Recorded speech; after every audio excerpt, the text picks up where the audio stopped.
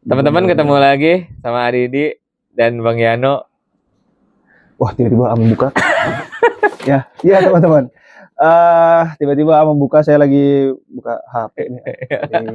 Ngagetin juga nih nih. Ya. Kita mau bahas apa hari ini, No? Kita bahas lanjutan sih ya. Lanjutan tema yang kemarin. Iya, rencananya ini video akan saya upload setelah yang tema sebelumnya. Ya. Kita melanjutkan tentang hubungan anak dan orang tua lagi. Hubungan anak dengan orang tua. Tuh. Nah, tapi di sini lebih kepada sikap. Dan posisinya sebagai anaknya justru ya. Iya, betul. Di sini posisinya sebagai anak. Jadi arahnya sebagai anak supaya kita nggak terlalu ngalur ngidul, nggak terlalu panjang. Karena video sebelumnya kita cukup panjang, Ayah. Iya. Kita cukup panjang, nanti teman-teman bisa nonton di video kita yang sebelumnya. Sikap, cara menyikapi ya sebagai anak nih, di posisi saya sebagai anak. Ya. Cara menyikapi orang tua yang durhaka. Ya, bisa jadi mungkin karena ada yang nonton udah nonton video sebelumnya, terus mereka melihat, ternyata orang tua saya memiliki nih hal-hal yang kategori yang sebelumnya sempat kita bahas. Betul. Tapi di sini ada dua hal nih, yang perlu kita bahas sekarang ya. Yang pertama itu cara menyikapi orang tua secara langsung ke orang tuanya, bagaimana cara kita. Iya. Yang kedua adalah cara menyikapinya untuk diri kita sendiri kepada anak kita. Oh iya, betul. Ya, itu penting juga tuh. Ya. Betul. Iya nggak? Betul. Ya. Karena bagaimanapun dampak dari orang tua yang durhaka pasti memberikan efek jangka panjang ya. Apalagi seperti kita bahas sebelumnya, dia akan memberikan efek yang menurun. Betul, dan yang tadi yang bilang bisa jadi dosanya lebih besar. Orang tua durhaka ke anak daripada anak durhaka ke orang tua. Betul. Karena kan itu tadi ada jariah kan. Cakupannya banyak. Turun temurun gitu. Sedangkan kalau anak ke orang tua nggak sampai kakek nenek. Enggak. Sakitnya di orang tua aja. Gitu. Ya walaupun tetap nggak boleh ya teman-teman. Nggak boleh, jangan. Jadi saya nggak apa-apa lah, cuma satu ini orang tua doang. Nggak gitu ya teman-teman. Jangan. Oke, kita langsung aja nih. Berarti kita ke cara menyikapinya nih. Ya. Langsung anak ke orang tua. Gimana tuh? Syaratnya teman-teman harus udah lihat dulu video sebelumnya. Iya, betul. Ya, supaya tahu kenapa jawaban ini muncul. Iya. Itu Ada yang paling pertama adalah mau durhaka seperti apapun orang tua kita, dia adalah orang tua kita. Allah sudah mempercayakan kita untuk mereka dan mereka untuk kita. Itu Ya. Betul. Jadi ini yang harus benar-benar kita pahami teman-teman. Ya, mau seburuk apapun orang tua kita, tetap ada ikatan antara kita dengan beliau, dengan mereka. Gitu ya. Dan itu tidak bisa dihapus. Ya, tidak bisa dihapus. Bahkan jika pun kita punya orang tua asuh, orang tua asuh mau sebaik apapun tidak akan pernah bisa menggantikan orang tua asli kita. Orang tua kandung. Orang tua kandung. Itu ya.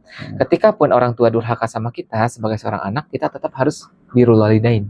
Cuma nanti ada porsi yang harus kita lakukan.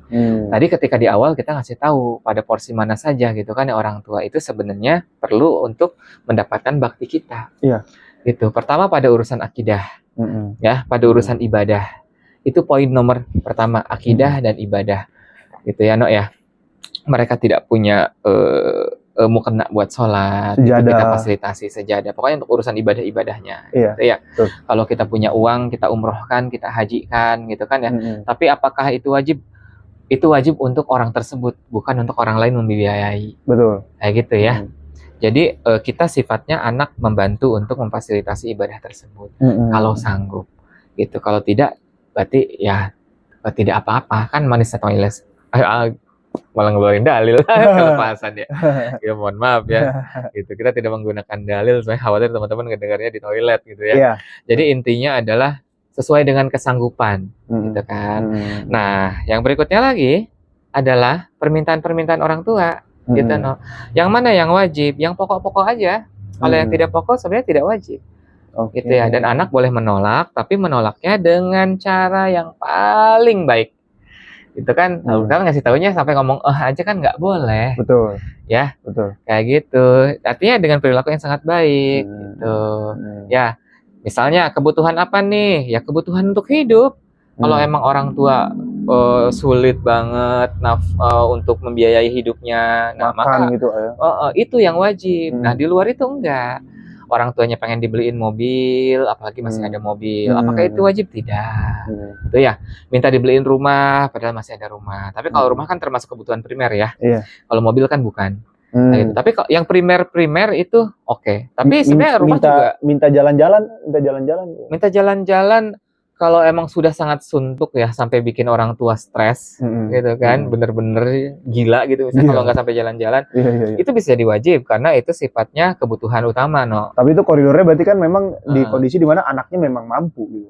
Iya, tapi bahkan ketika pun anaknya mampu, tapi di sana memberikan akses yang negatif, maka tujuannya menjadi makruh dan haram juga sebenarnya. Oh, jadi haram ya? Iya, misalnya kayak dia menyombongkan dirinya ke koleganya, gitu.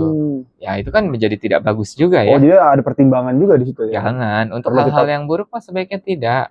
Apalagi yang sifatnya ngehambur-hamburin. Dan apakah bahkan sampai orang tua marah-marah juga sebenarnya tidak menjadi kedurhakaan. Cuma tetap sebagai seorang anak, tadi ya kita berkata hal yang baik, gitu ya. Misalnya, terus kalau ngomong sama orang tua, jangan langsung dibantah. Ini penting banget teman-teman. Meskipun kita berbeda pendapat sama orang tua, kalau ngomong sama orang tua itu iyain dulu, gitu. Ya, nah kali-kali tuh ajak mamah jalan-jalan. Padahal ini udah bukan sekali dua kali gitu, udah yang berkali-kali gitu kan ya. Gitu. Oh gitu mah, gitu ya. Gitu. Emang mama mau jalan-jalan kemana? Nah orang tua digituin merasa masukannya diiyain. Cuma nanti kita bahas obrolan yang lain. Ya misalnya. Jadi jangan terlalu ini ya. Maksudnya kita berikan jawaban-jawaban tetap sebagai seorang anak yang berbakti, yang soleh. Ya. Minimal diem lah ya. Gitu kan. Jadi itu tadi. Kalau masih bisa kita jawab dengan kalimat yang positif, masih bisa kita jawab dengan senyuman, maka jawablah dengan itu. Gitu. Meskipun dalam hati kita tidak mau memenuhi hal tersebut. Itu ya. Nah, supaya tidak ada kedurhakaan berikutnya. Karena tadi ternyata dalam agama kita mengucapkan hal yang buruk itu sudah jadi kedurhakaan karena itu udah masuk bab adab. Gitu ya. Jadi durhakanya itu karena kita mengeluarkan kata-kata yang kasar, bukan karena kita menolak permintaannya. Iya. Jadi hal baru jadinya, jadi sesuatu yang baru gitu di luar dari permasalahan tersebut. Betul. Jadi kalau kita udah ngadepin orang tua yang seperti itu, dibawa santai, dibawa asik. Dan itu tadi ya, teman-teman tidak ada paksaan untuk menuruti permintaan-permintaan yang sifatnya sekunder apalagi tersier. Enggak, hanya untuk yang primer-primer aja. Gitu ya. Itu batasan yang perlu kita pahami. Nah, yang berikutnya baru kita bahas buat kitanya kayak gimana. Gitu ya. Ini kan tidak kalah penting ya, Bang. Banget. Iya. Itu. Ya mungkin Antum udah sering banget dengar karena kita juga sering banget ngebahas ini ya di kajian kan. Nah, di sini kita pertama kali yang harus kita sikapi ketika mendapatkan orang tua yang durhaka atau yang toksik gitu ya pada kita. Yang paling pertama adalah kita maafin dulu. Itu ya. Harus kita maafin dulu. Itu. Ya. Jadi sederhananya itu seperti ini. Otak kita itu kan berpikirnya linear. Dia hanya akan berpikir bagaimana kita mengingat seseorang gitu, no. Ketika kita mengingat orang yang kita cintai, kita ingat dia terus. Ketika kita mengingat orang yang kita benci, kita ingat dia terus. Otak kita itu hanya akan melihat bahwa kita tuh ingat orang tersebut. Itu ya. Bukan rasanya gitu. Bukan. Rasa cintanya atau rasa bencinya bukan. Karena rasa itu bukan di sini nanti letaknya. Nah, gitu ya. Nah, makanya itu tadi justru kalau kita masih membenci hal-hal tersebut hanya akan membuat kita jatuh kepada perilaku yang sama nanti ke depannya. Ya, ketika kita masih mendendam dengan perilaku-perilaku toksik tadi, kita hanya sedang merancang sebuah skenario untuk menjadi orang tua yang durhaka lagi. Gitu, Bang. Ya. Ya itu emang cara kerja otak mah begitu. Dia akan lebih mudah melakukan apa yang sudah terpola. Apa yang sudah kita hafal. Itu. Tuh, saya pernah lihat ada sebuah kisah gitu di sosial media. Dia tiba-tiba kebentak anaknya. Dia kebentak terus dia ingat bahwa dulu dia digituin orang tuanya. Betul. Kadang-kadang itu anak nyubit. Dia ngerasa nyubitnya biasa aja. Tapi ternyata sampai merah. Dan anaknya sampai nangis berhari-hari dan ternyata nauzubillahi min zalik bahkan sampai iritasi. Ternyata dia pakai energi traumanya buat nyubit tanpa sadar gitu. Tanpa sadar. Gitu. Karena alam bawah sadarnya yang memainkan peran itu. gitu ya. Itulah kenapa teman-teman kita harus maafin. Maafin berat-berat, tapi dijalani aja. Gitu setiap kali misalkan habis sholat kita selalu ngomong, ya Allah bimbing saya. Jangan mengandalkan diri sendiri karena kita sangat lemah ya. Kita harus selalu minta pertolongan Allah. Ya Allah bimbing saya untuk bisa memaafkan orang tua saya. Meskipun saat ini masih terasa berat, tapi dengan bimbingan Engkau saya yakin saya mampu melalui ini semua. Kayak gitu. Ya, karena itu tadi supaya apa? Supaya kedepannya kita bisa memberikan pengasuhan yang terbaik buat anak kita, gitu. Jadi setelah yang pertama ini kita udah maafin orang tua kita, maka kemudian kita harus meriset itu semuanya dengan hal yang baru, dengan ilmu, Bang. Dengan ilmu agama pastinya ya. Dengan ilmu agama, cari guru yang positif, cari guru yang memahami ini semuanya.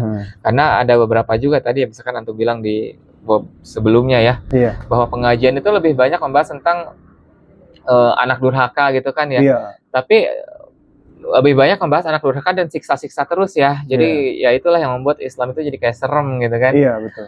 Padahal justru kayak bab untuk merapihkan mentalitas, menata hati, itu juga penting untuk dibahas ya. Betul. Itu. Nah, makanya kita harus cari guru yang tepat, yang dia bisa mengobati kita, memberikan definisi-definisi baru terhadap bagaimana menjadi orang tua, bagaimana menjadi istri, bagaimana menjadi suami, bagaimana menjadi ayah, bagaimana menjadi ibu, bagaimana ngasuh anak. Gitu ya. Jadi seperti itu teman-teman, kalau kita emang sudah terjebak di situasi itu, misalnya ya kita punya orang tua, kita punya luka batin, pertama maafin dulu dan jangan pengen gampang. Karena seperti halnya luka batin yang tumbuh menahun, barangkali ngobatinnya juga butuh waktu. Betul. Gitu ya. Terus yang berikutnya, cari guru, cari komunitas, cari ilmu yang positif buat ngobatin, mengikis semua luka-luka batin kita. Gitu. Siap. Allah alam. Itu tadi AA menyampaikan materi plus kesimpulannya juga di akhir ya. Jadi saya ngapain saya di sini ya? Sendiri aja ya. Sebenarnya nggak butuh antum. Iya. Kenapa harus ada saya di sini? Jadi kambing conge. Butuh antum lah, Bang. Untuk setting kamera saya. Ya itu tadi ya teman-teman, kesimpulan dari memang itu tadi perlu kita garis bawahi juga di situ ya, bahwa memang jangan terus berpikir, jangan terus kita tuh berhenti di orang tua durhaka pada anak, tapi tidak juga kita memikirkan kita ketika jadi orang tua gimana gitu. Itu tadi. Jadi memang itu tadi, memaafkan tuh tidak selalu menjadi hal yang mudah ya. Bahkan mungkin berat sekali. Jadi tapi memang itu harus dimulai. Dan memang itu tadi, maksudnya kadang mulut udah maafin, hati masih gendek. Seperti halnya kita sulit buat diajak main. Ya misalkan kok kayak kalau pengen pulang itu kayak berat banget gitu. Itu kan artinya di hati tuh masih ada yang ngeganjel ya. Iya, misalnya kayak lagi ngerantau atau apa gitu kan, terus disuruh pulang males gitu kan. Misalnya sama orang tua gitu ya, males atau apa gitu. Tapi itu tadi memang itu adalah jalan yang perlu kita tempuh gitu ya. Maksudnya memang untuk memutus rantai ini gitu. Jadi jangan sampai kita berhenti di bab orang tua durhaka pada anak, tapi kita malah menjadi orang tua yang seperti itu. Dan itu tadi langkah pertamanya memang tidak lain dan tidak bukan, memang harus memaafkan dulu. Maafin dulu. Jangan sampai alam bawah sadar. Dan ini saya sedikit aja ya mengunderline tadi terkait alam bawah sadar. Mungkin teman-teman ada yang tidak percaya terkait alam bawah sadar. Teman-teman kalau misalnya ada yang bisa bawa motor gitu kan, pernah nggak sih ngelamun gitu kan? Ngelamun, tahu-tahu nyampe atau nggak selamat lagi. Nggak usah sampai nyampe ya. Ujung-ujung nyampe, cuman maksudnya nggak usah sampai nyampe, kayak sepersekian detik gitu kita ngelamun. Apakah kita jatuh dari motor? Kayak blackout atau blank. Iya, gitu apakah badan kita langsung kehilangan keseimbangan gitu kan? Terus apakah badan kita langsung lupa cara ngerem, cara ngegas gitu kan? Enggak gitu. Itu artinya memang alam bawah sadar kita merekam cara membawa motor yang benar, cara menyeimbangkan motor yang tepat gitu. Jadi memang ya itu tadi ya, memang alam bawah sadar tuh mengatur kebiasaan. Beneran ada alam bawah sadar tuh. Jadi ya itu tadi bisa jadi bukan bisa jadi ya, jangan sampai alam bawah sadar kita justru yang membuat kita menjadi ya itu tadi orang tua yang tidak baik untuk anak kita di kemudian hari. Betul. Dan dengan kita belajar ini, kita sedang merombak ulang alam bawah sadar kita. Merombak ulang alam bawah sadar. Dan itu tadi kata bilang luka batin yang mungkin ada dalam kondisi menahun, bisa jadi obatnya pun juga lama. Gitu. Jadi semuanya butuh waktu, tapi harus dimulai. Harus dimulai. Gitu. Butuh sujud berjam-jam.